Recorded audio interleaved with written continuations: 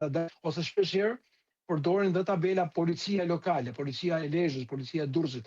Ato i kanë sipas zonave, 10 numre telefonit ose karabinjerët. Edhe këto kanë efekte, sepse është efekti psikologjik që tregon shiko, këtu afër ka stacioni policie, këtu ka. Pra gjitha këta duhet të shkojnë tek ajo. Si në formën e gjobës dhe pasojave që mund vijnë në shkelje të kodit rrugor, po edhe në të ndërgjegjësimit për ta bërë atë që quhet kulturë. Nëse ne nuk e kemi kulturën, që nga Vjet e Bardha, për shkak kalon tek bulevardi tek ura e Lanës, krah të Lanës, s'ka vije fare. Nuk ka vije fare, nuk e kupton dot je në vijen e që mund ta ndërprer apo vijen e pa ndërprer. Kur i ka vijat e bardha, kur ato janë të dukshme, ndihesh si më i sikletosur, ndihesh si brenda një kornize, atëherë edhe kjo edukon. Po edhe kjo paralajmëron. Edhe kjo i jep një mundësi që si drejtues mjetit të ndjesh presionin e rregullave të rrugës. Dhe jo vetëm presionin që shikon mbas se ma pret i policë. Kur të pret në i policë, themi unë jam fini. Njëri thotë unë njoh këtë, unë njoh atë, edhe kështu fillon ajo punë. Ai që nuk njeh gjobit, ai që njeh i thotë vazhdo rrugën, por nuk është kjo forma, nuk është kjo ai që ne duhet ndërtojmë. Prandaj vendosja edhe në Tiranë për shembull, nëse ne themi në korsinë e biçikletave futen gjithë motorët, sidomos ato të picave, çfarë do themi ne? Mendo njerëz të cilët janë me stres të hutuar për të kaluar mysym shyrën apo një rrugë tjetër, nga një krah në krah tjetër, rrezikon në shpejtësia e madhe e lëvizjes të motorëve. Po çfarë do bëjmë, do rri edhe korsi do ruhen me punës policie. Unë madje them që në Tiranë semaforët, kryqëzimet mos ketë policë fare, të jenë policia bashkiake, ashtu si janë në vende tjera.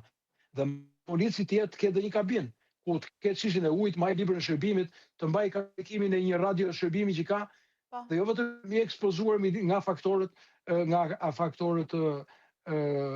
klimaterik, sepse dhe ata janë dhe kërkojnë dhe më shumë dinjitet. Pra ja pse duhet të ketë një revolucion në drejtim të menaxhimit të forcave të sigurisë, të cilët duhet të jenë të alternuara. I jepen detyra pushtetit lokal, këto forca të futen në kontrollin e akseve kryesore, të mbajmë kontrollin e territorit, sepse ka shumë probleme që lidhen me sigurinë, siguria në plazhe, siguria në vijën e ujit, siguria në shkolla, pra ka shumë probleme ku hyn punë punojësit e policisë.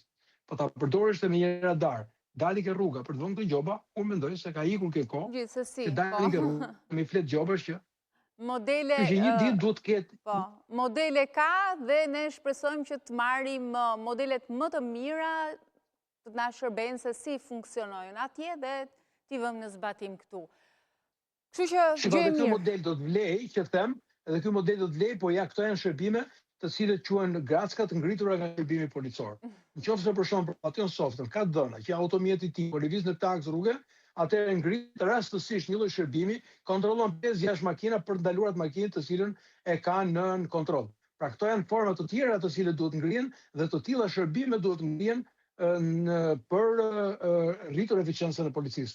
Po jo për çdo qytetar që kalon në atë rrugë të jetë në siklet që doli këtu polici, doli aty, biles kanë parë ke rruga e Kavajës, ka qenë kur ajo nuk arrita do ta filmoje, ishte për të mbajtur edhe për marrë një çmim, kishte hypur ke bordura aty ku janë pemët. Nuk e di si kishte hypur aty sipër me atë në këmbë për të parë mundësi me marrë me radar. Ishte rast i rrallë, nuk e di, nuk e kam parë ndonjëherë, po kanë kaluar disa vite me sa duket çuditëra të tilla edhe ka. Pa diskutim.